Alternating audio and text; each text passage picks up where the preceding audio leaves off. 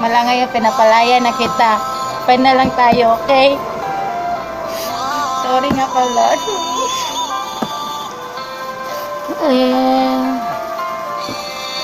Mula ngayong malaya ka na, magagawa mo na ang lahat ng gusto mo.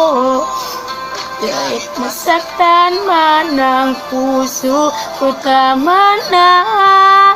Huwag mo na akong habulin pa.